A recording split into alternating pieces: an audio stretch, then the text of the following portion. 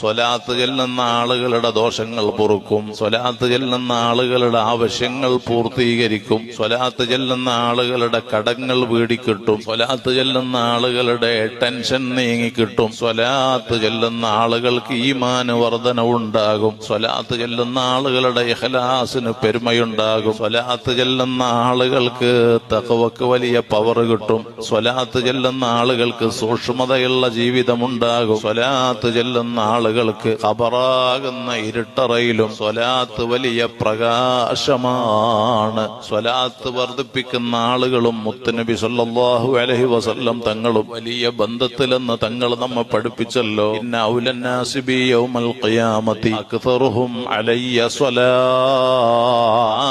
സ്വലാത്ത് വർദ്ധിപ്പിക്കുന്നു അവരും തങ്ങളും വലിയ ബന്ധത്തിലാണ്, വലിയ സ്നേഹത്തിലാണ്.